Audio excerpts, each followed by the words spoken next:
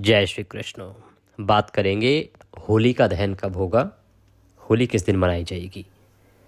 इस वर्ष होली को लेके बड़ा अनिश्चितता का वातावरण है, क्योंकि भद्रा भी है और ग्रहण भी है, और ऐसी अवस्था में ये निर्धारण नहीं हो पा रहा है कि होली का दहन किस दिन करना चाहिए।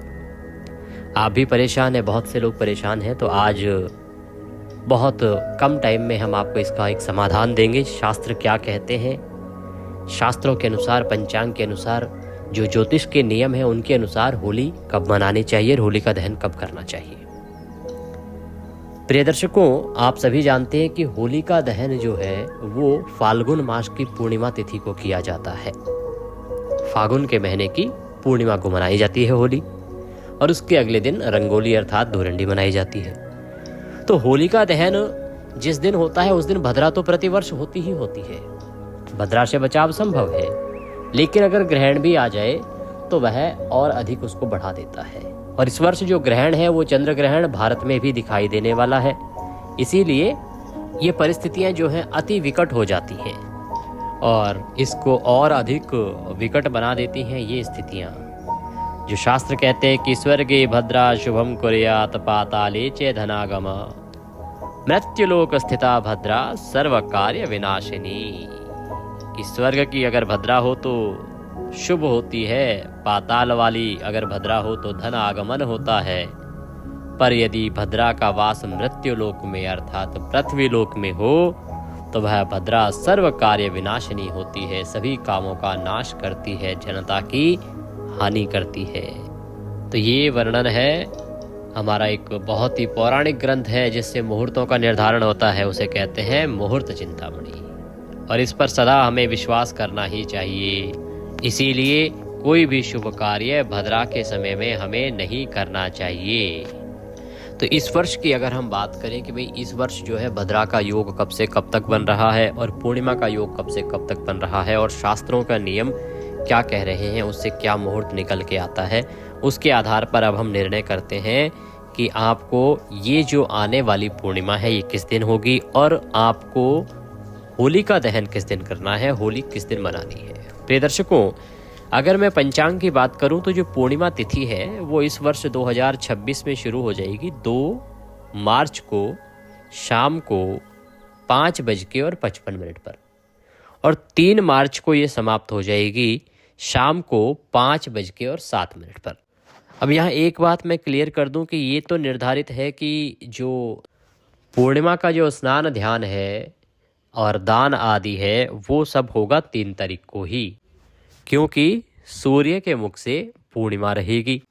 परंतु होली का दहन किस दिन करना चाहिए इसका निर्णय अब ज्योतिष के नियमों के अनुसार हमें देखना होगा।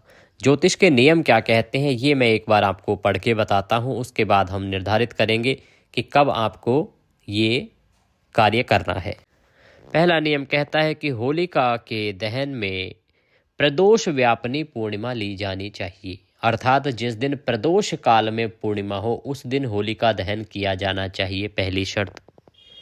यदि पूर्णिमा तिथि दोनों दिन प्रदोष व्यापनी हो, अर्थात अगर पूर्णिमा 2 दिन है जैसा कि इस बार है और दोनों ही दिन प्रदोष व्यापनी है, दोनों ही दिन प्रदोष काल के समय पूर्णिमा है, तो जो दूसरे दिन की पूर्णिमा है, जिस दिन दूसरे दिन प्रदोष काल में पूर्णिमा है, उस दिन होलिका दहन करना चाहिए। इस नियम को अगर यहाँ लगाएं तो ये लागू नहीं होता। कारण क्या है कि 3 तारीख को प्रदोष काल में इस वर्ष पूर्णिमा नहीं रहेगी, पूर्णिमा प्रदोष के पहले ही समाप्त हो जाएगी, क्योंकि 5:07 पर पूर्णिमा समाप्त हो रही है 3 तारीख को। तो एक ही दिन केवल प्रदोष में पूर्णिमा रहेगी, वो दिन रहेगा 2 तारीख। ये नियम आगे कहता है कि यदि प्रदोष में भद्रा हो तो भद्रा के मुख की घड़ी को त्याग कर प्रदोष बेला में दहन करना चाहिए। तो प्रदोष काल में जो मुख की घड़ी है, अर्थात जिस समय मुख है, मुख कब होता है भद्रा का? भद्रा का मुख होता है 5 घटिका। पूर्णिमा की भद्रा का मुख 5 घटिका कहा गया है, और वो भी चौथे प्रहर की 5 घटी। ये पहले से शास्त्र में निर्धारित है कि पूर्णिमा को सायंकाल को ही भद्रा होगी, आखिरी पहर में ही होगी। तो 5 घटी का अभिप्राय हो गया 2 घंटे। पहले 2 घंटे जो है भद्रा के वो मुख होता है, उस समय के बाद में आप प्रदोष काल में दहन कर सकते हैं।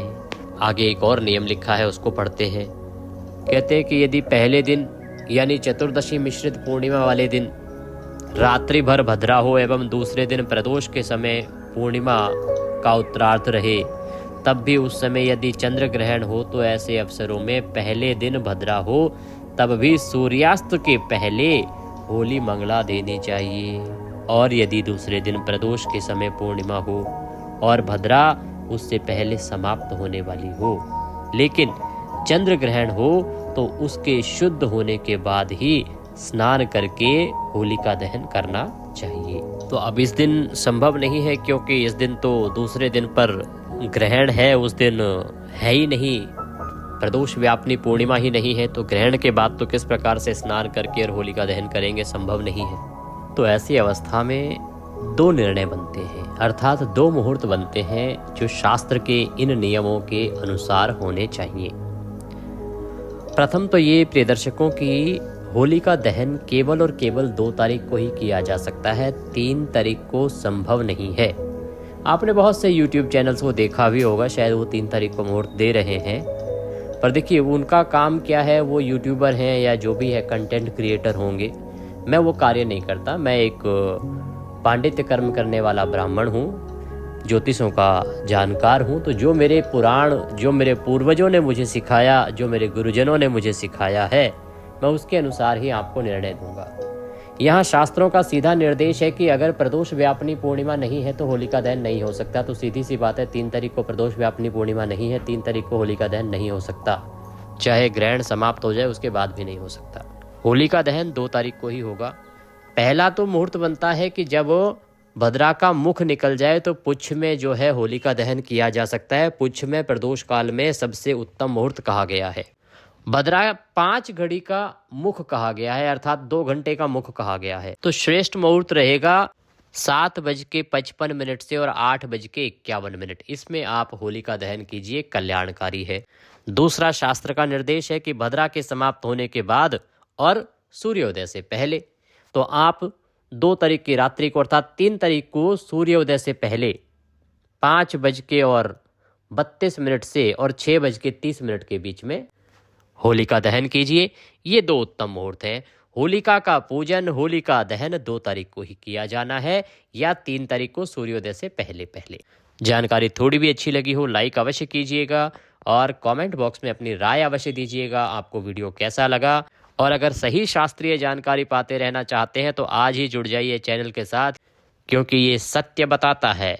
इसका नाम है सत्य बाय देवभूमि। देवभूमि हमारा एक बहुत बड़ा चैनल है, प्रतिष्ठित चैनल है। यहाँ पर हम सत्य संक्षिप्त, क्योंकि वहाँ हमारे वीडियो बड़े बड़े होते हैं, यहाँ हम संक्षिप्त में आपको जानकारी प्रदान कर रहे हैं। तो चैनल के साथ अवश्य जुड़ जाइएगा। हरे कृष्ण।